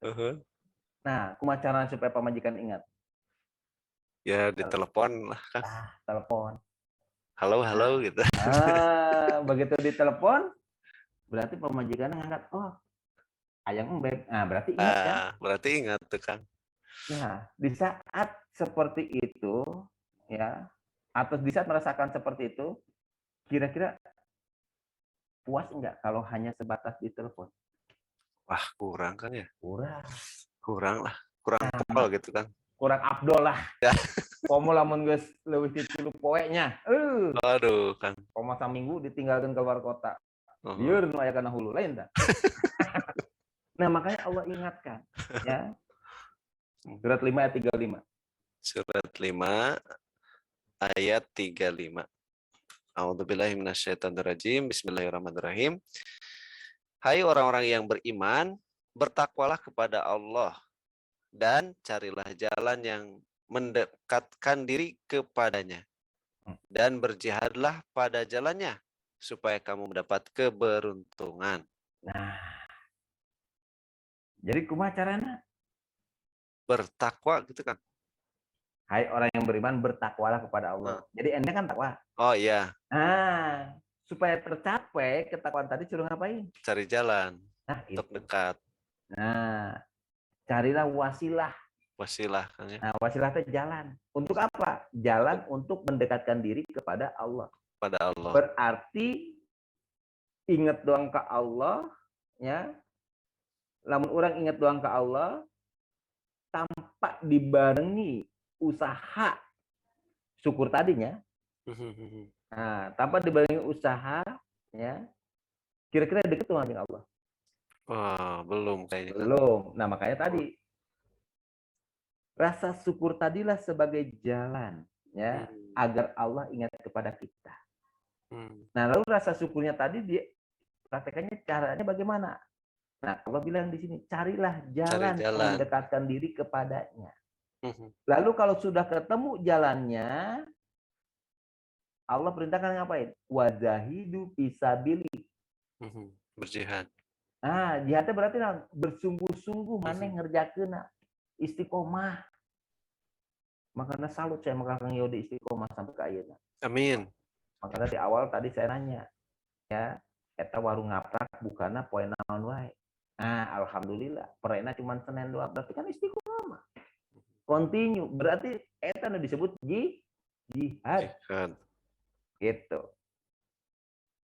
Nah, sekarang pertanyaannya, jalan untuk mendekatkan diri kepada Allah itu udah ketemu belum kan gitu? Supaya orang bisa berjihad tadi, ya, bersungguh-sungguh mencukuri nikmat Allah, nah, gitu. Nah, makanya di surat 9 ayat 99. Surat 9 ayat 99. A'udzubillahi minasyaitonirrajim. Di antara orang-orang Arab Badui itu ada orang yang beriman kepada Allah dan hari kemudian. Dan memandang apa yang dinafkahkannya di jalan Allah itu sebagai jalan untuk mendekatkannya kepada Allah dan sebagai jalan untuk memperoleh doa Rasul. Ketahuilah, sesungguhnya nafkah itu adalah suatu jalan bagi mereka untuk mendekatkan diri kepada Allah.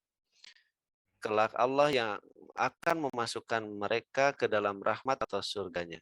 Sesungguhnya Allah Maha Pengampun lagi Maha Penyayang. Berarti ini geus katimun can jalanna. Oh, nafkah kan?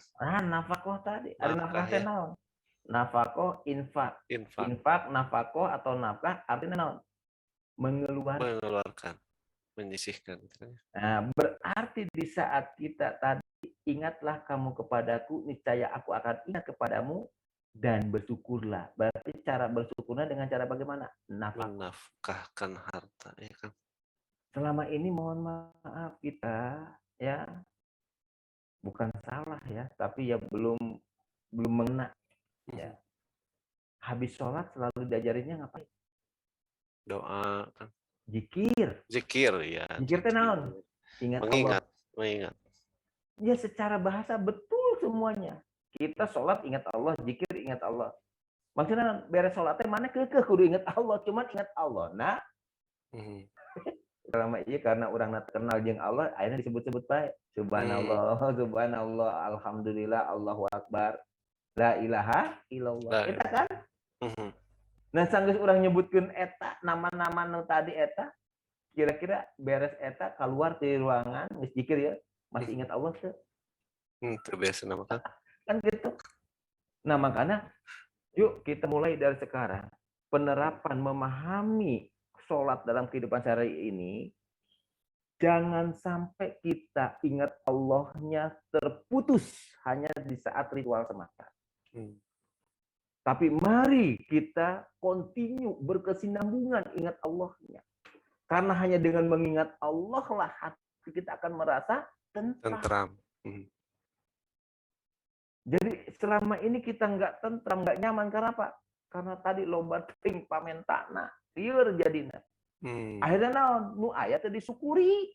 Nah, etalah manusia gudangna salah jeung dosa. Makanya mari kita ya memahami makna sholat ini, terapkan dalam kehidupan sehari-hari ya dengan cara selalu mensyukuri nikmat Allah. Jadi dengan bersyukur berarti kita sudah ingat kepada Allah. Cara bersyukurnya tadi apa? Supaya dekat sama Allah dan mendapatkan syafaat Rasulullah. Caranya bagaimana? Nafkah. Teu mampu urang ku hartanya ku tanaga. Teu mampu ku tanaganya ku pikiran. Teu mampu kabehnya insyaallah didoakeun ku urang kabeh. Kan gitu. Iya kan. Nah, makanya disinilah kita harus bisa memahami hakikat sholat tadi supaya bisa diterapkan dalam kehidupan sehari-hari. Ya, jadi jangan sampai yang akhirnya tadi itu ya sholat rajin, ya berbuat baik rajin, gitu kan? Nah, tapi teringat Allah, gitu. Kurang teringat Allah, ya tadi teh untuk continue ngan kakapungan doang gitu kan? Nah, mending namun pas maaf Israel datang pas keur berbuat baik, nah pas keur kakak nengaran ke kakapungan kadang edan kadang eling kan gitu. Nah pas Israel datang keur edan kumaha? Urang keur berbuat tidak baik maksudnya kan rugi urang meureun gitu. Nah makanya disinilah saya mengajak untuk kita semua terutama diri saya sendiri ya dalam memahami makna sholat dalam kehidupan sehari-hari ini, marilah kita jadi orang-orang yang selalu mensyukuri nikmat yang telah Allah berikan kepada kita. Ya, jadi sholat itu hanya sebatas jalan ya agar kita selalu memohon, meminta kepada Allah, dan sholat itu sebagai jalan untuk selalu kita mengingat Allah. Nah, cuman tadi ya beres sholat agar Allah ingat kepada kita bersyukur. Cara bersyukurnya dengan menafkahkan harta di jalan Allah. Nah, ya mungkin eta nu bisa disampaikan ya. Mungkin sedikit ya dari saya yang bisa disampaikan, mudah-mudahan bisa bermanfaat. Sebenarnya ini bukan sesuatu hal yang baru, karena setiap hari kita selalu melaksanakan sholat, tapi mudah-mudahan bisa menambah apa yang selama ini udah kita kerjakan, agar kita selalu ingat Allah, ya. Jadi istiqomahlah dalam berbuat baik, istiqomahlah dalam menafkahkan harta di jalan Allah. Insya Allah ya, kalau kita istiqomah ya, surat 65 ayat 7 Kang, ayat D Kang. Surat 65 ayat 7. A'udzubillahiminasyaitonirrajim. Bismillahirrahmanirrahim. Hendaklah orang yang mampu memberi nafkah menurut kemampuannya, dan orang yang disempitkan rezekinya hendaklah memberi nafkah dari harta yang diberikan Allah kepadanya. Allah tidak memikulkan beban kepada seseorang, melainkan sekedar apa yang Allah berikan kepadanya. Allah kelak akan memberikan kelapangan sesudah kesempitan. Yakin ya, Allah akan berikan kelapangan. Jadi kita jangan berpikir, aduh Pak, boro-boro saya bisa sedekah buat makan sehari-hari aja susah. Berarti secara tidak langsung itu orang sedang kufur nikmat. Ya, jadi jangan sampai kita ya sebagai manusia menjadi orang yang kufur nikmat tersebut. Tapi Allah sarankan di sini, perintahkan kepada kita, hendaklah yang mampu. Ya, yang mampu secara finansial, yang mampu secara ilmu, yang mampu secara pikiran, yang mampu secara tenaga, silahkan berbuat. Lalu yang disempitkan rezekinya tetap kata Allah, karena Allah telah memberikan apa yang telah diberikan Allah kepada kita. Ya, baik itu ilmu, tenaga. Kalau secara finansial nggak punya, ya kita tetap nafkahkan tenaganya, ilmunya, pikirannya. Nah, kalau kita nggak ketemu juga susah, cari ya. Makanya dengan adanya ya majelis taklim, dengan adanya perkumpulan-perkumpulan pengajian, itu bisa berkolaborasi antara yang mampu dan yang tidak mampu. Ya, yang tidak mampu ya dengan harta dia dengan tenaganya, yang tidak mampu dengan tenaganya dia dengan pikirannya atau ide-ide cemerlangnya, atau dengan hartanya jika dia berkelebihan. Tapi alangkah baiknya kalau semuanya ya, ilmu, tenaga, pikiran kayak Kang Dodi kerjakan sekarang ya, dengan adanya warung ngapra yang mengajak orang berbuat baik ya. Ini suatu istilahnya aplikasi bahwa kita ini sedang mendirikan sholat gitu. Jadi sholat itu bukan hanya yang 5 waktu. Kalau yang 5 waktu ya itu mah kasar ngomongnya kewajiban yang sudah ditentukan waktunya. Tapi ada kewajiban-kewajiban lain yang ditentukan waktunya juga, apa itu? Bersyukur tadi dengan cara infak sedekah. Supaya kita bisa bermanfaat lebih luas, lebih banyak, makanya berkolaborasi ya. Itu yang selama ini cita-cita Kang Ipa yang udah terwujud, lalu diteruskan oleh Kang Yodi ya, dan kita semua mendukungnya. Insya Allah ya. Itu perwujudan dari bahwa kita selama ini memahami sholat dalam kehidupan sehari-hari kita. Seperti itu Kang. Ya. Jadi itu dulu untuk materi dari saya ya, mudah-mudahan bisa bermanfaat walaupun cuma sedikit singkat ya. Mudah-mudahan Allah berikan untuk kita semua ya, sehingga terbuka hati dan pikirannya dan kita termasuk orang yang selalu mendirikan sholat ya. Untuk materi saya tutup. Akhirul kalam, billahi taufiq wal hidayah. Wassalamualaikum warahmatullahi wabarakatuh. Waalaikumsalam warahmatullahi wabarakatuh. Alhamdulillah, terima kasih banyak Kang Ali atas ilmunya, sangat bermanfaat sekali dan membuka pengetahuan kembali untuk kita semua, sangat mencerahkan. Namun ini ada beberapa pertanyaan nih Ibu Bapak, apakah mau dilanjutkan dulu untuk pertanyaan ini? Kira-kira Bu Eli gimana nih Bu? Ke pertanyaan dulu Bu. Baik, kita ke pertanyaan ya Kang Ali. Ya, ini ada beberapa pertanyaan dari Bu Yanti, kemudian Ibu Heni. Mungkin ini Bu Heni disatukan saja ya dengan pertanyaan Bu Yanti. Kalau dari Bu Yanti terkait surat Al-Baqarah 239 katanya Kang Ali, bila kita sholat di perjalanan, apakah bila kita sudah sampai tujuan nih, kita perlu mengulang sholat lagi atau tidak katanya Kang Ali. Kemudian dari Ibu Heni, ini untuk melaksanakan sholat jamak qashar itu ada syarat ketentuannya katanya. Terus tidak asal keluar kota kemudian kita melakukan jamak qashar gitu ya. Apakah seperti itu, gimana tuh Kang? Ada ketentuannya nggak katanya gitu. Nah, jadi oke, saya jawab dulu ya. Ini berkaitannya dengan fikih ya. Fikih ya, Kang. Jadi syarat untuk melakukan sholat jamaah atau qashar ya, atau sholat dalam perjalanan ya. Kadang ada yang beranggapan karena tadi jika kamu telah merasa aman maka dirikanlah sholat seperti biasa. Nah, contoh seumpamanya kita di jalan nih, lalu kita udah waktu nih sholat di mobil karena rest area masih jauh, tapi ya kita pengen sholat tepat waktu, udah masuk waktu, akhirnya kita sholat di mobil. Begitu udah sampai, ternyata masih ada waktu sholatnya. Boleh nggak kita sholat lagi? Nah, ini banyak pendapat, ya. Iya. Karena tadi jika kamu sudah merasa aman, maka jadikanlah sholat seperti biasa. Akhirnya ada yang sholat lagi.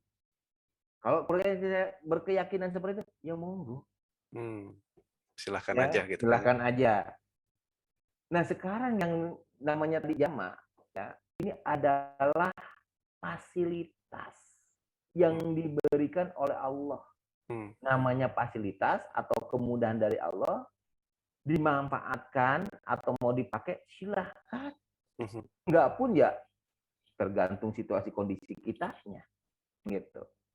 Nah, jadi kalau mau dikerjakan lagi sholat ya monggo. Kalau yang punya keyakinan, kalau cuma kan ini udah dikasih fasilitas, saya mau pakai fasilitas ya silahkan juga gitu. Silahkan juga gitu ya. Terus yang baik yang mana? Yang baik yang sholat aja dah. Yang sholat. Gitu ya. Iya, siap, setuju. Lalu pertanyaan berikutnya tadi dari Bu siapa? Bu Heni. Bu Heni, ya terkait jamaah qashar itu ada syaratnya apa? Ya, tidak asal keluar kota gitu kan. Jadi syarat untuk melaksanakan sholat jamaah ataupun sholat qashar atau jamaah qashar ya. Yang pertama ya kalau secara hukum fikih yaitu melaksanakan safar atau perjalanan. Ya. Nah, safar atau perjalanan ini menurut kesepakatan dari ijma qiyas para alim ulama ya, kalau dihitung jarak itu kurang lebih mereka yang mengadakan perjalanan sejauh 86 kurang lebihnya ya 86 km gitu. Jadi kalau melaksanakan perjalanan lebih atau lebih dari itu ya 86 km, jadi boleh menjamak atau mengqasharnya. Itu fasilitas ya. Fasilitas. Lalu syarat yang lain selain safar atau perjalanan tadi, orang tersebut dalam kondisi tertentu atau dalam keadaan urgent atau darurat. Jadi boleh menjamak atau mengqashar. Atau sedang dalam keadaan hujan ya. Dalam artian timbul bencana banjir gitu. Ini kalau ngambil dari hukum fikih ya, ada beberapa hadis yang mengatakan seperti itu. Jadi orang yang sedang dalam perjalanan atau safar, orang yang dalam situasi kondisi darurat ya, dan juga kalau sedang ada musibah. Jadi boleh menjamak atau mengqasharnya. Secara fikihnya seperti itu. Tapi kalau kita menerapkannya di zaman sekarang, ya di zaman sekarang nih, yang mana dalam perjalanan ya, kalau secara logika saya, sekarang gitu aja jarak 30 kilo sudah ada rest area. Jadi kalau untuk menjamak atau mengqashar atau tepat waktu, kembali lagi kepada kita. Allah kasih fasilitas. Ya, mau menjamak atau mengqasharnya silahkan, enggak pun enggak apa-apa. Umpamanya kayak saya nih mau ke luar kota, kalau dari Serang ke Bandung itu kurang lebih seumpamanya 125 kilo umpamanya. Berarti kan lebih dari itu. Yeah. Ternyata selama perjalanan sampai Bandung itu banyak rest area. Begitu waktu duhur pas di rest area.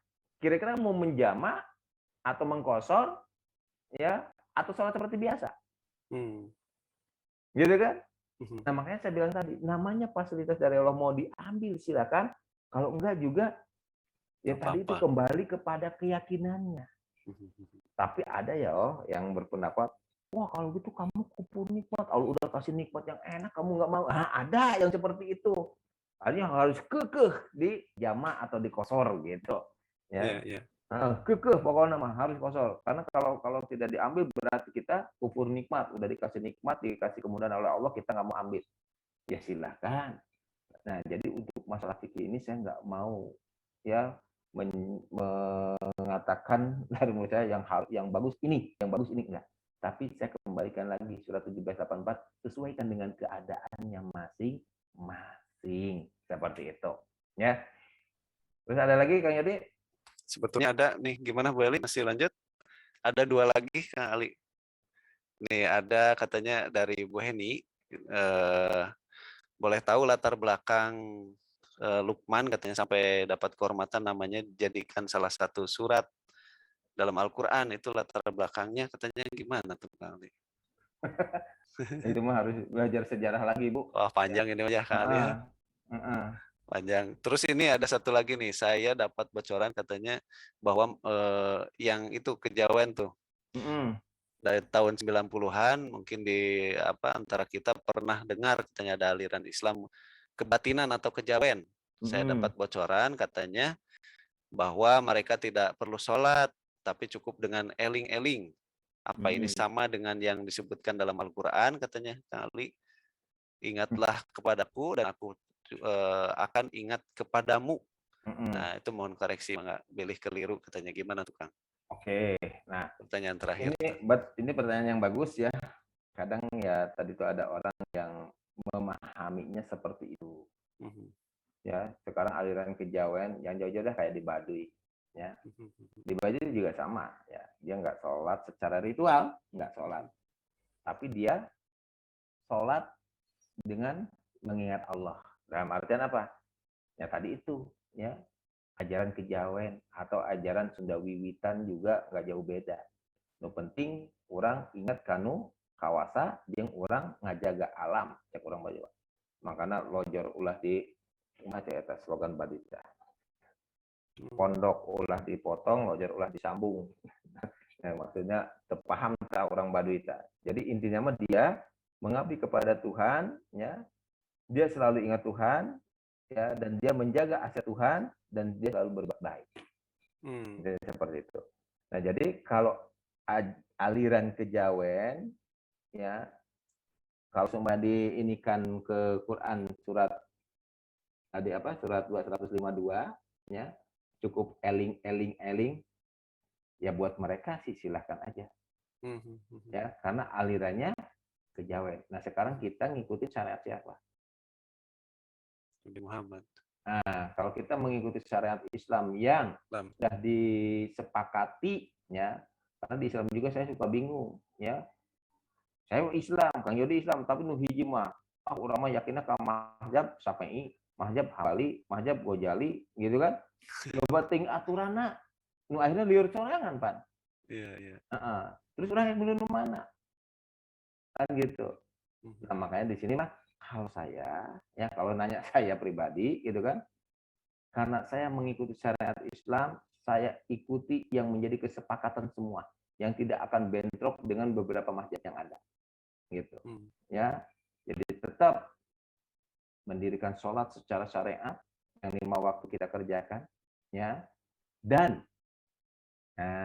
waskuru adkurkum. Bersyukur. Jadi setelah sholat, syukuri nikmat yang telah Allah berikan kepada kita. Ya, makanya di sini kalau untuk ajaran kejawen, ya karena saya bukan orang kejawen, ya itu kita harus saling menghormati, menghargai. Mungkin dia seperti itu, ya keyakinannya seperti itu. Tapi kalau untuk kita, ya KTP-nya Islam, tapi syariat yang ngikutin kejawen, kan lucu jadinya. Kan gitu. Ya, jadi kita berbaju Islam, mengikuti syariat Islam. Ya, intinya kalau kita jadi orang Islam, ya bersyariat Islam, tapi jangan jadi orang Arab. Gitu. Kenapa? Ya beda orang kita di Indonesia. Gitu.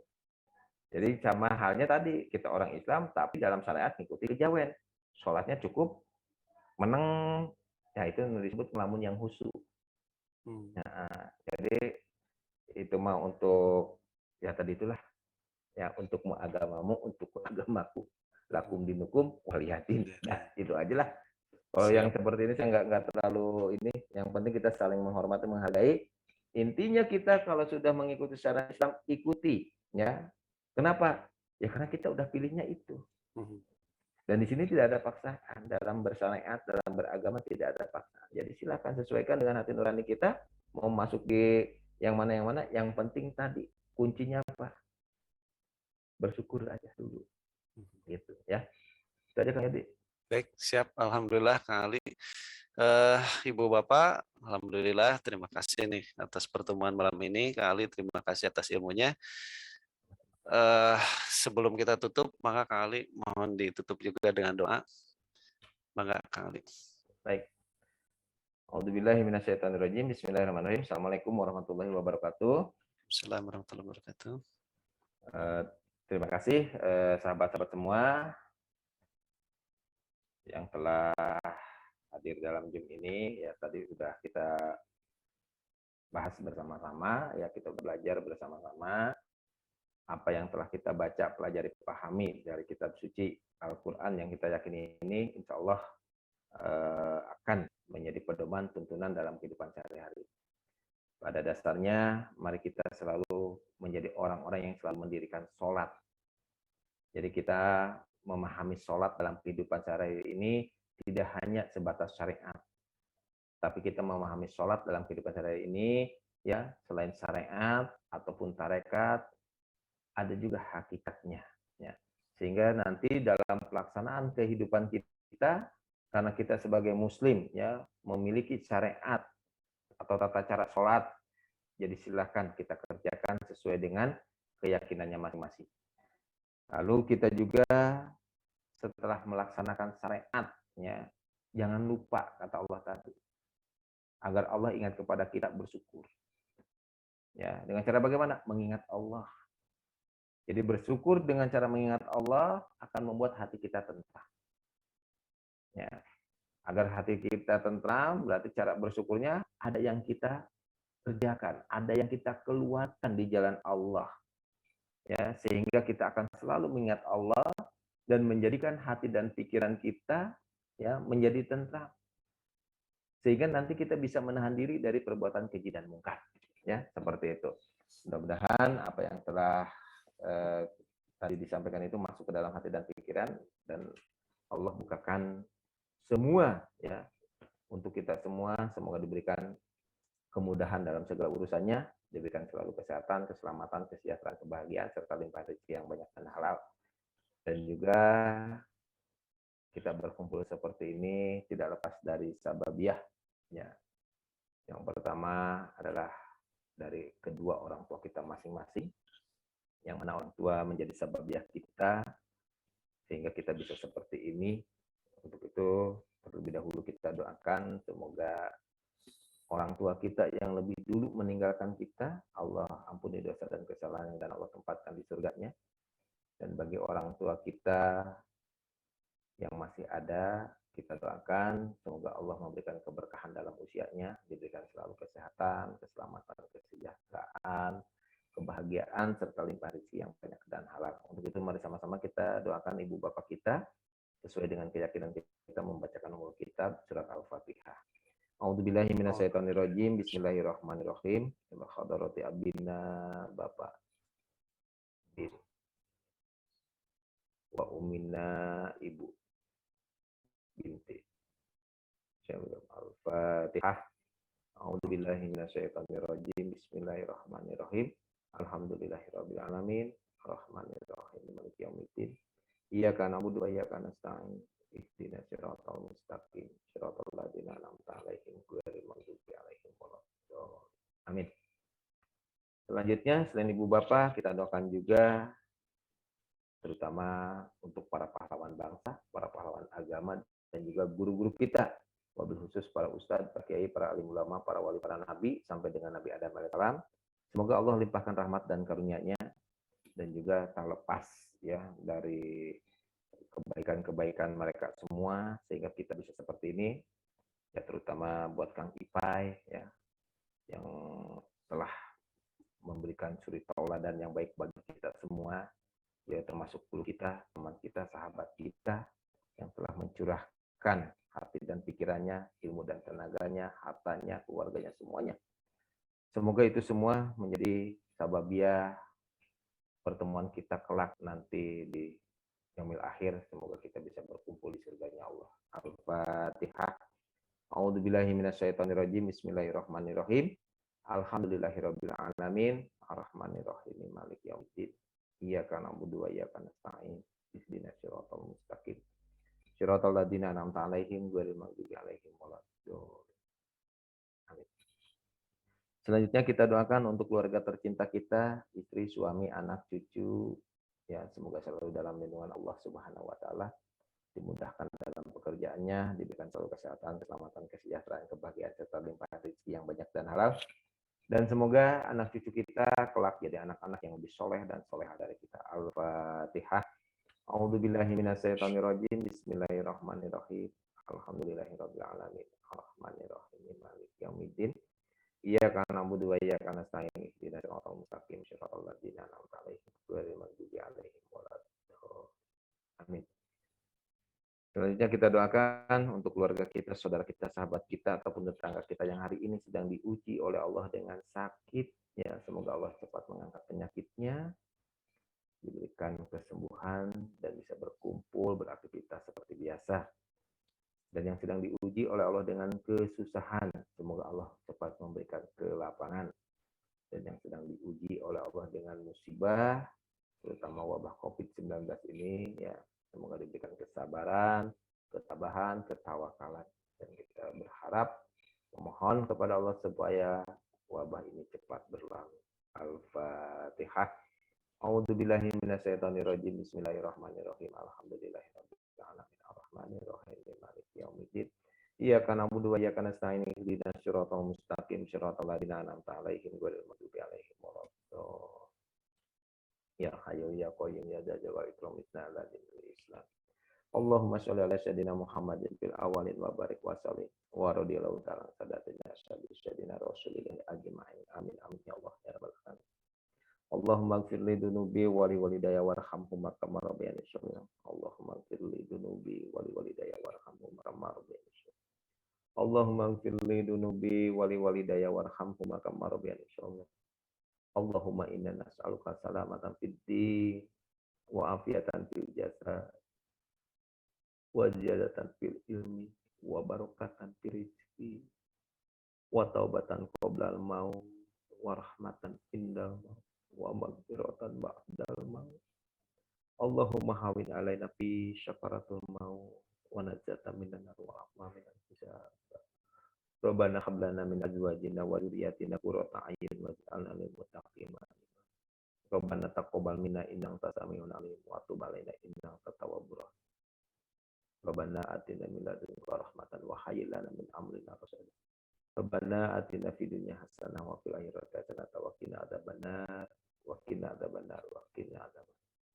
Min fadlika subhanaka rabbika rabbil izzati amma yasifun wa salamun alal mursalin walhamdulillahi rabbil alamin. Assalamualaikum warahmatullahi wabarakatuh.